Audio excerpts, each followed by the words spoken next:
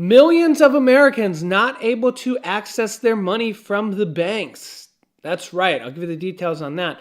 Also, Trump creating a new agency called the External Revenue Service. I'll give you the details of that here as well.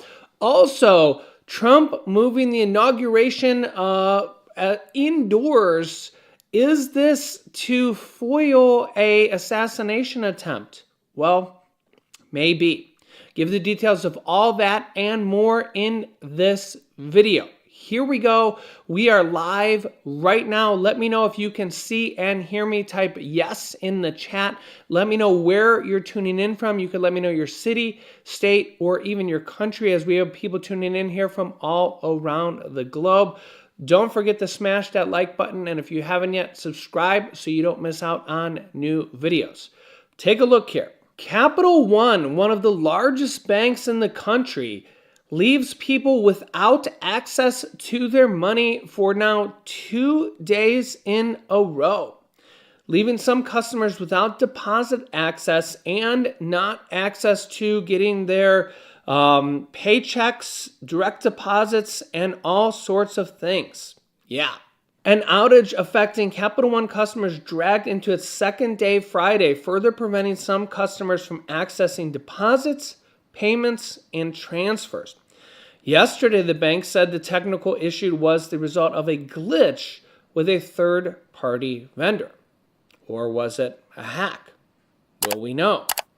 The vendor, Fidelity Information Services, based in Jacksonville, Florida, released a statement saying the local power outage had affected a data center that was critical to various applications. On Friday, FIS said it had restored access to the application and was working with impacted clients to post transactions that occurred while systems were offline. Quote, most, if not all, of that work would be completed Friday, the company said. In an email to customers late yesterday, Capital One said it had experienced the majority of the issues to be resolved by Friday morning. Yet, according to downdetector.com, there were still hundreds of reports of issues as of this morning. And on social media, Capital One acknowledged the issues were still ongoing, with one bank representative telling a Twitter X user that it continued to work around the clock to restore full functionality as soon as possible. Earlier this month, the Consumer Financial Protection Bureau sued Capital One, alleging it misled customers about its saving account offerings, as you can see here, for $2 billion. Yeah. So Capital One sued from the Consumer Finance Protection Bureau for allegedly cheating its customers out of $2 billion. Government Consumer Watchdog claims Capital One misled its customers and is now currently being sued for a substantial sum of money. So we will see how that goes here as well. Trump's swearing in on Inauguration Day will move inside the Capitol Rotunda because of intense cold weather. This is being announced days ahead of time, but some people are speculating that this might be to have a more secure location, and so the Secret Service can have more security and a better grasp on Inauguration Day for President Trump. Trump posted on his Truth Social platform, the weather forecast for Washington, D.C. with the wind chill factor could take temperatures into severe record lows.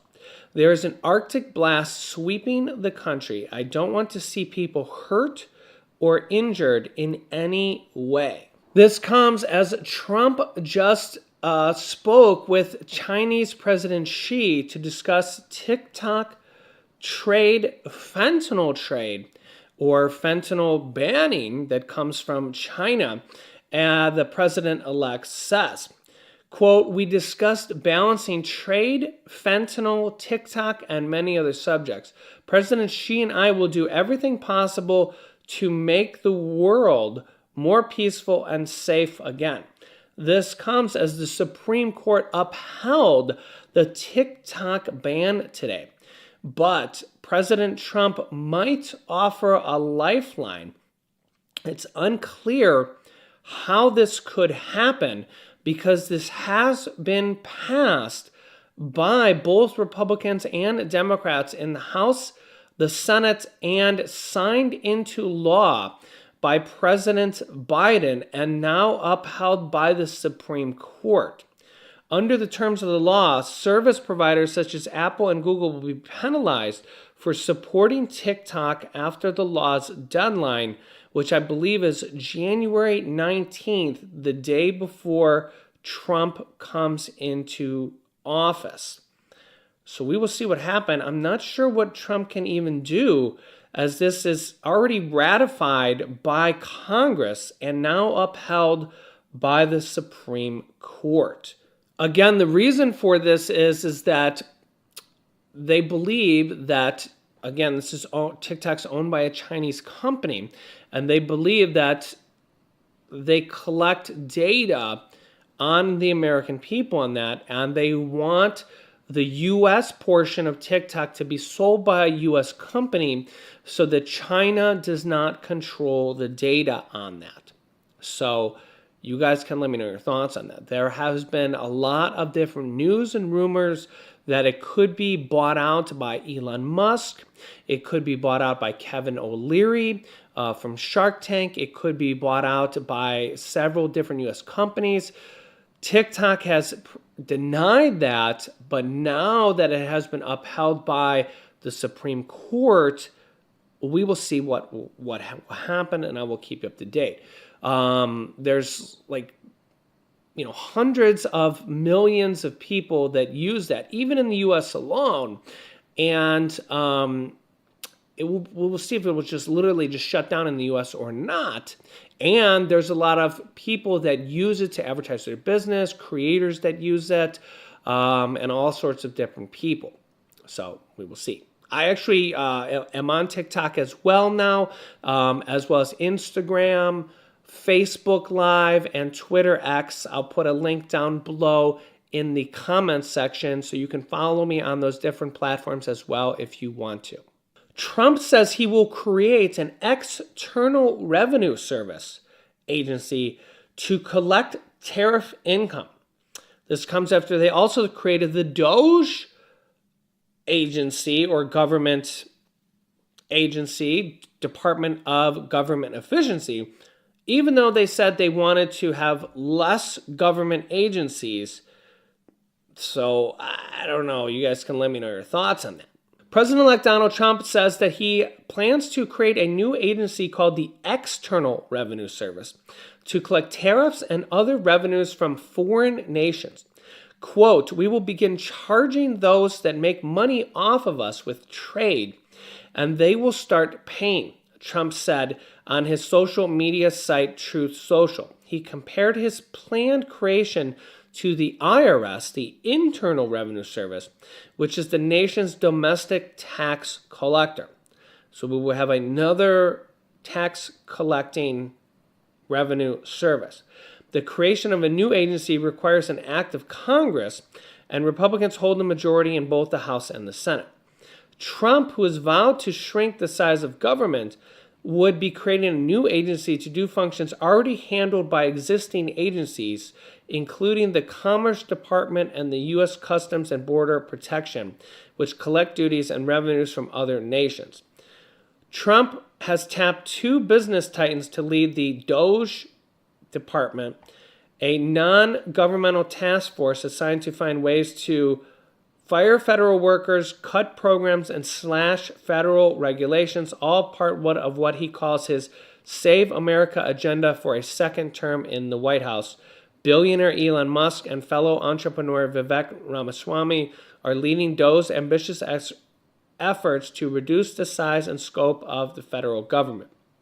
Tariffs, which he says could lead to a potential 25% levy on all goods from allies such as Canada, Mexico, and up to 60% tariffs on China, have become a benchmark of Trump's economic agenda as he heads into his second term. I think that most people are realizing now that as these tariffs are applied to products made overseas, which the vast majority of products are made overseas, no matter what it is, as I've mentioned before, about 97% of clothing in the US is made overseas.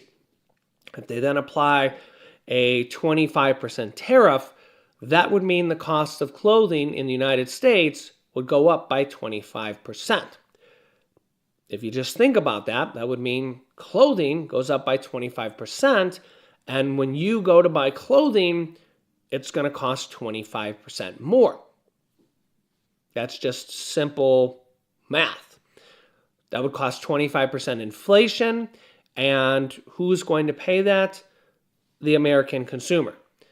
So, and that's just a simple way of thinking about it.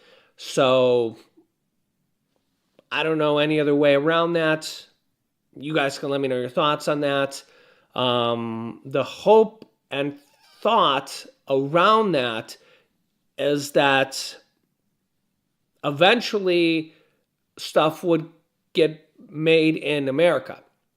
However, most of this stuff cannot even be made in America. These are being made in countries where the wages there are $2 an hour, and the average wage here in America is $15 an hour.